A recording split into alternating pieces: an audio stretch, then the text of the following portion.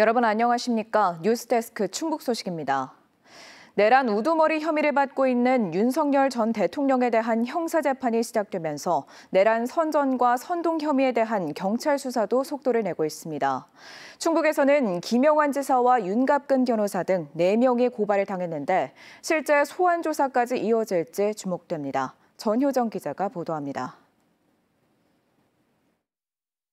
국민의힘 인사들은 12.3 비상계엄이 정당하다면서 윤 전 대통령 체포와 탄핵에 반대해왔습니다. 더불어민주당 지지자 모임인 충북민주연합은 이 가운데 김영환 지사와 윤갑근 변호사, 박지원 충북도의원을 내란 선전 등의 혐의로 고발했습니다. 경찰이 본격적인 수사에 착수하면서 고발인을 경찰로 불렀습니다. 지난 2월 1차 조사에 이어 이번엔 김 지사 고발건에 대한 첫 조사입니다. 고발인인 김지연 집행위원은 조사에 앞서 기자회견을 통해 3명의 혐의와 관련한 증거를 추가로 공개했습니다. 김 의원은 극우 집회에 참여해 군가를 부르고 SNS를 통해 지속적으로 수사와 체포에 반대한 김 지사가 가장 문제라고 주장했습니다. 내란 선전 선동은 물론 공수처에 대한 공무집행방해와 명예훼손 혐의도 있다고 말했습니다. 계엄을 옹호하고 공수처에 대한 수사는 불법이다. 이런 식으로 얘기를 하면서 수차례 반복적으로 SNS에다 게시를 했어요. 그래서 오히려 윤갑근 변호사나 박지원 도의원보다 그 혐의가 더 중하다. 또 극우 집회에서 삭발식을 한 박지원 도의원은 내란 선전과 선동, 탄핵 선고 당일까지 계엄을 정당하다고 말한 윤갑근 변호사도 내란을 선전했다고 말했습니다.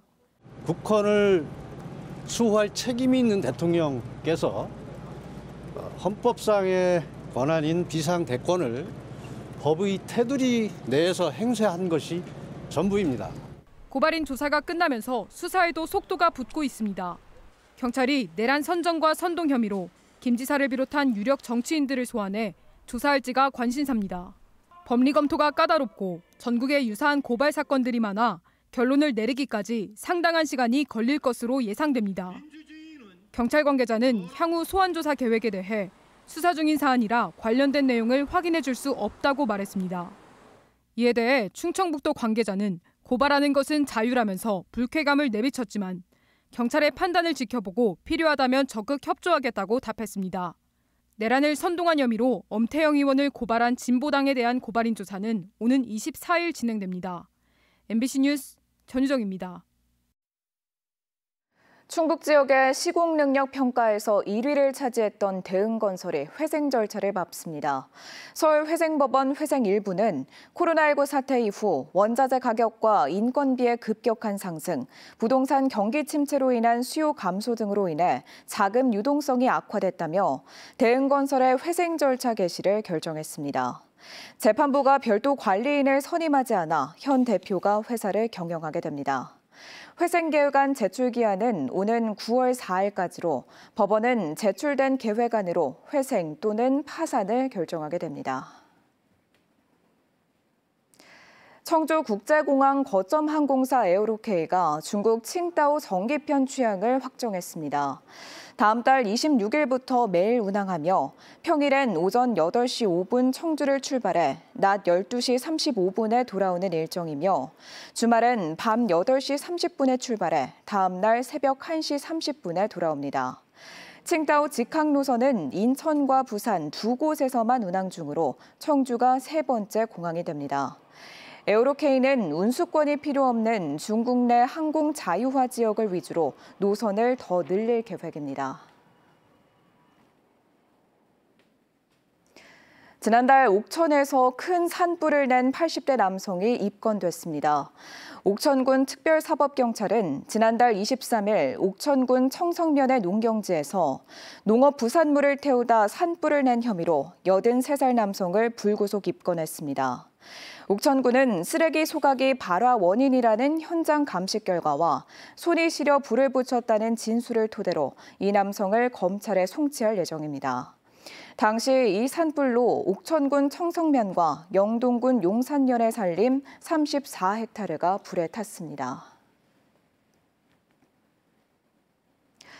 사상 최악의 피해를 남긴 영남 지역 산불 피해액이 1조 원에 달할 것으로 추정되는데요. 이 침엽수인 소나무가 산불 확산에 불쏘시개 역할을 했다는 지적이 잇따르면서 산림당국이 불에 강한 화렵수를 중심으로 산림 복원을 추진하고 있습니다. 그런데 국내 산림 종자 생산이 침엽수에 치중돼 있어 당장 종자 확보가 쉽지 않을 전망입니다. 허지희 기자가 보도합니다.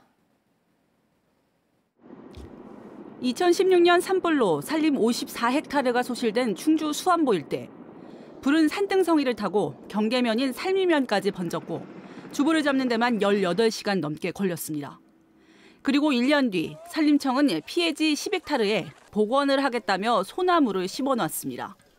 산불 피해지에서 소나무가 더 잘 자란다는 이유에서였습니다.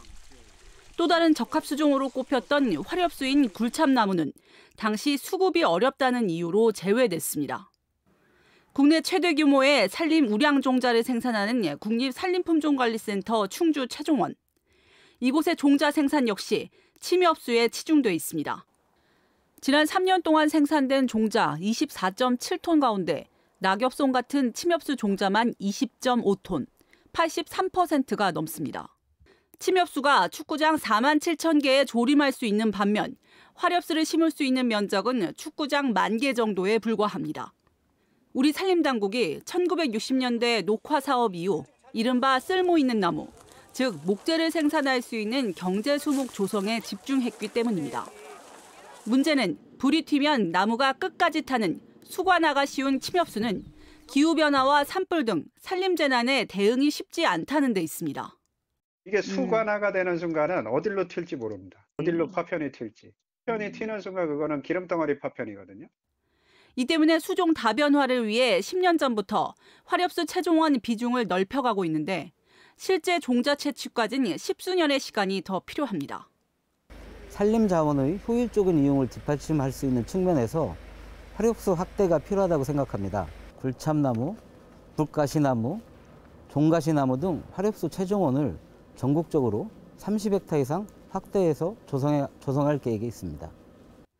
소나무 위주 인공조림이 재난을 키운다는 목소리가 커지면서 산림청은 이번 영남 산불 피해지엔 화렵수를 중심으로 복원을 논의 중인데 당장은 충분한 우량종자 확보가 어려울 거란 우려가 나오고 있습니다.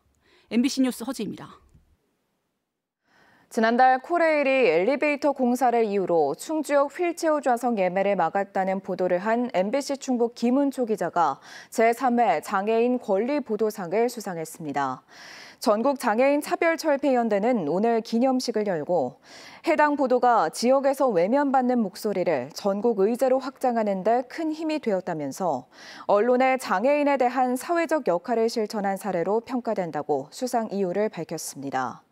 보도 이후 코레일은 결국 사과에 나섰고 재발 방지책을 마련하고 있습니다.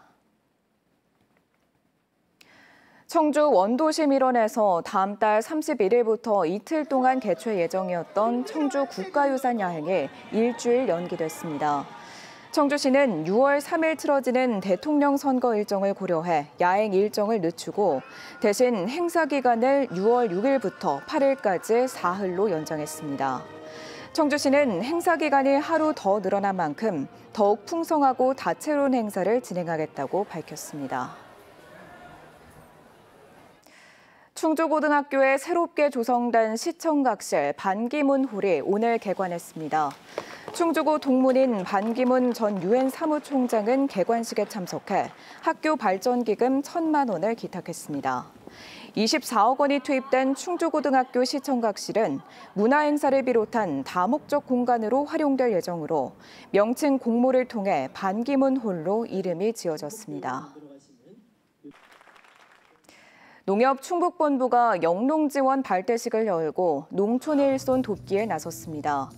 농협은 오늘 증평에서 충북기업진흥원과 축산물 품질평가원 등 기관 단체와 영농지원 발대식을 하고 지역 농가를 찾아 사과꽃 따기와 부추, 고구마 파종 등을 도왔습니다. 농협은 올해 농촌 일손 돕기 지원 20만 명을 목표로 하고 있습니다. 영동군 컨츄리 와이너리와 청주시 신선 양조장에 농림축산식품부와 한국농수산식품유통공사의 2025년도 찾아가는 양조장에 선정됐습니다. 평가위원회는 16개 양조장을 대상으로 양조장의 역사성과 지역사회 연계성, 술 품질, 관광 요소 등을 평가해 5곳을 새로 지정했습니다. 찾아가는 양조장은 이번에 지정된 곳을 포함해 지난 2013년부터 전국 64곳이 운영 중입니다. 충북 소식 마칩니다. 고맙습니다.